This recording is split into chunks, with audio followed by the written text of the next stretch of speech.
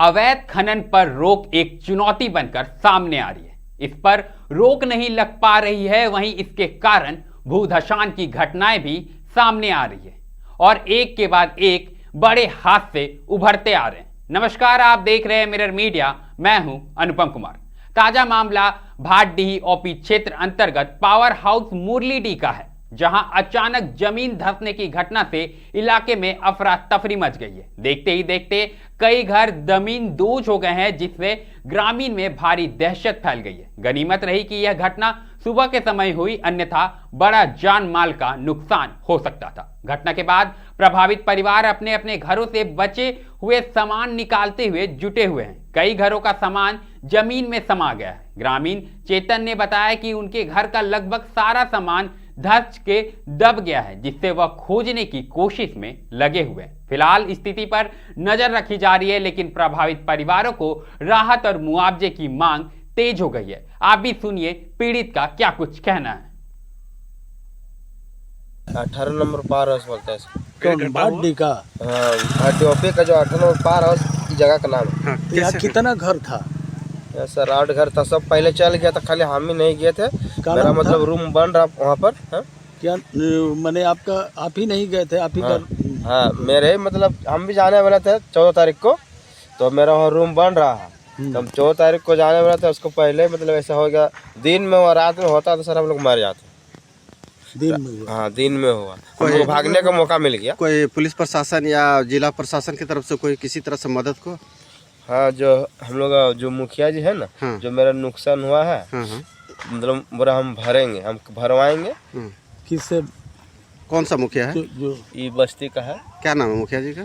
तो मुखिया जी का नाम भदरुद्दीन अंसारी। अच्छा, मतलब किसी को किसी भी व्यक्ति को हानि नहीं हुआ? नहीं सर, हानि नहीं। आपका क्या नुकसान हुआ?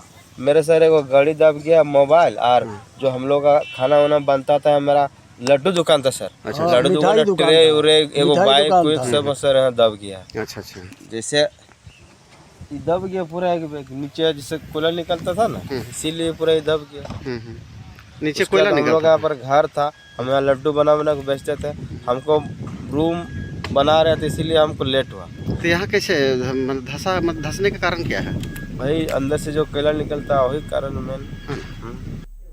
साफ तौर पर आप पीड़ित को सुन पा रहे थे, लेकिन वहीं घटना स्थल से 500 मीटर की दूरी पर सीआईएसएफ द्वारा भी अवैध मुहाने की भराई की जा रही है, जिससे स्पष्ट प्रतीत होता है कि अवैध खनन के कारण घटना हो रही है। तो अधिक जानकारी के साथ हमारे सहयोगी धर्मेंद्र जुड़ चुके हैं। तो धर्मेंद्र बताएं, एक के बाद एक ऐसी बड़ी घटना क्षेत्र में देखने को मिल रही है और एक बार फिर ऐसी घटना सामने आई है जिसमें कई घर जमीन के अंदर समा गए हैं और विडंबना इतनी अजीब है कि कई ग्रामीण उस धंसे हुए घर से अपने सामान निकालने को मजबूर है। क्या कुछ कहिएगा धर्मेंद्र, और क्या कुछ जानकारी है? हाँ, हम लोग को सूचना मिली कि घर धंसे हुए हैं, तो हम लोगों ने जाके देखा तो वहाँ कई घर धंसे हुए थे।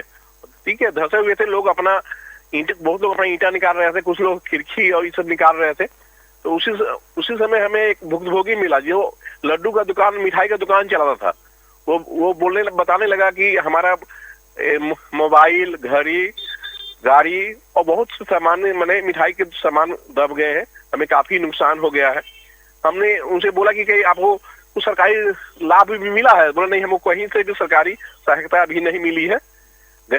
और वो काफी दुखी था और हम उनसे बात कर ही रहे थे। हम लोग देखा कि जेसीबी की आवाज आ रही है, तो हम लोगों ने जाके देखा कि तो जेसीबी एक मैंने मुहाना था, उसको भराई कर रहा था और वहाँ सीआईएसएफ भी मौजूद थी। धर्मेंद्र, कहीं ना कहीं वहाँ सीआईएसएफ मौजूद थी, तो क्या कुछ जानकारी आ रही? कितने घर है जो जमीन के अंदर समा गए हैं और कितने परिवार वहाँ रहते थे फिलहाल? से 7 या 8 घर का वहाँ पर था, लेकिन उसमें लगभग घर खाली हो चुके थे। वो मिठाई दुकान जिनका था वही फिलहाल वहाँ रह रहे थे। वो भी कुछ दिन में खाली करने वाले थे, लेकिन अभी फिलहाल वो वहीं रह रहे थे। साफ तौर पर अगर बात करें धर्मेंद्र, तो घटना कितने बजे की है और उसके बाद सीआईएसएफ या फिर बीसीसीएल की बात करें तो वहां पर क्या कोई अधिकारी पहुंचे हैं? क्या कुछ कार्य चल रहा है? घटना कल सुबह की है, लेकिन अभी हम लोग जो गए थे तो सीआईएसएफ मौजूद था, बीसीसीएल प्रबंधन के कोई अधिकारी वहाँ मौजूद नहीं थे। कहीं ना कहीं इस घटना के पीछे भी अवैध खनन ही जिम्मेदार माना जा रहा है। ऐसे में क्या लगता है, जो सीआईएसएफ महज घटना से 500 मीटर की दूरी पर जो भराई का कार्य कर रही है, तो क्या वो अवैध मुहाने को भरे जाने का कार्य किया जा रहा था?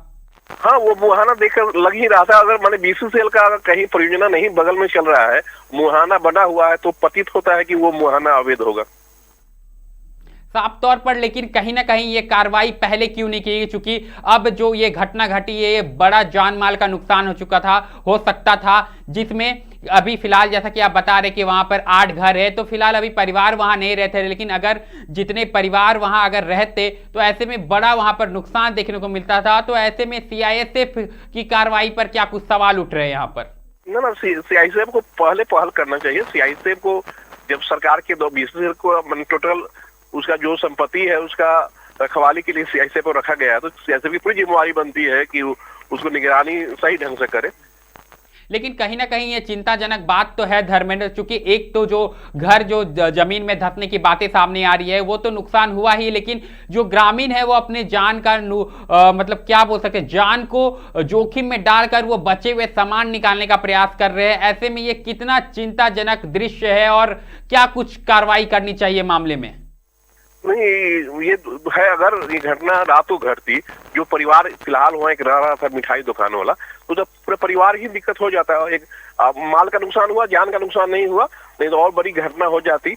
इसको मैंने ध्यान से इसको प्रबंधन को, सीआईएसएफ को, सभी को ध्यान देना होगा कि ऐसे घटना फिर दोबारा ना हो साफ तौर पर। लेकिन कहीं ना कहीं प्रबंधन को ध्यान देने की जरूरत है। लेकिन क्षेत्र में कई ऐसे इलाके हैं धर्मेंद्र जहां की लगातार चाल धंसने की बात करें या अवैध मुहाने से घर धंसने की बात करें, ये बातें सामने आती रहती है। ऐसे में क्यों नहीं अब तक बीसीसीएल हो या फिर सीआईएसएफ हो इस पर कड़ा कदम अपनाता है? आखिरकार जब घटना घट जाती है उसके बाद ही एक्शन क्यों लिया जाता है? क्या इस बात की जानकारी प्रबंधक को नहीं थी या फिर सीआईएसएफ को नहीं थी?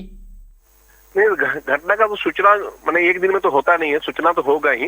प्रबंधन, कई बार प्रबंधन से सुना भी गया कि नहीं भाई इसे बंद किया जाए, लेकिन अब बंद कब होगा?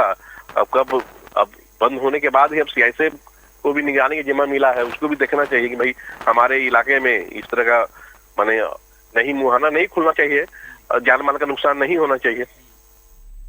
लेकिन अगर हम बात करें धर्मेंद्र, जैसा कि 500 मीटर दूरी पर लगातार सीआईएसएफ का बुलडोजर चल रहा है, अवैध मुहाने भरने का काम किया जा रहा है, ऐसे में जो घर अभी धंस गए हैं, तो क्या वहां पर कोई रेस्क्यू टीम पहुंची है? क्या ग्रामीणों की मदद की जा रही है? इसके बारे में क्या कुछ जानकारी है? कोई सरकारी मदद उनको नहीं मिल रहा हुआ। लगभग घर खाली हो चुके थे, एक घर में ही आदमी था, तो उसी का कुछ सामान दबा हुआ है। जो एक परिवार रहता था उसी का जो भी सामान दबा है उसी का दबा हुआ है।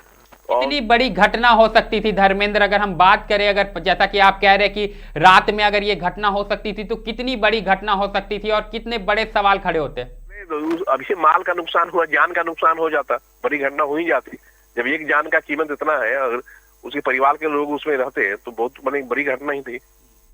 जी बिल्कुल धर्मेंद्र, जानकारी के लिए बहुत बहुत धन्यवाद। तो साफ तौर पर आप हमारे सहयोगी धर्मेंद्र को सुन पा रहे थे और किस कदर कहीं ना कहीं इस भू धसान का भी जो मामला है कहीं ना कहीं अवैध मुहाने से भी जुड़ा हुआ है। तो कहीं ना कहीं अब इसके बाद देखने को यह मिल रहा है कि जो सीआईएसएफ की टीम है वो पहुंच चुकी है और जो आसपास जो अवैध मुहाने है उसे भरने का काम कर रही है। लेकिन सवाल यही है कि जब क्षेत्र में इतने बड़े पैमाने पर अवैध खनन का खेल चल रहा है, तो ऐसे में बीसीसीएल हो या फिर सीआईएसएफ के टीम हो, ये क्या कुछ कर रही है? आखिरकार घटना घटने के बाद ही प्रबंधन की नींद क्यों खुलती है और जो घटना स्थल पर जाकर आगे की कार्रवाई की जाती है? लेकिन क्या इस बात की पहले जानकारी नहीं थी? जैसा कि आप हमारे सहयोगी को सुन पा रहे थे, क्योंकि गनीमत की बात यह रही कि वहां पर करीब 8 घर थे और उसमें से कई घर ऐसे थे जिससे परिवार वहां से जा चुके थे, लेकिन एक घर में अभी भी एक परिवार रह रहा था। तो कहीं ना कहीं उनका काफी नुकसान हुआ है और पीड़ित को भी सुन पा रहे थे, उन्होंने साफ तौर पर कहा है कि अगर ये घटना रात के समय में होती तो ना जाने क्या होता और कितने जान माल का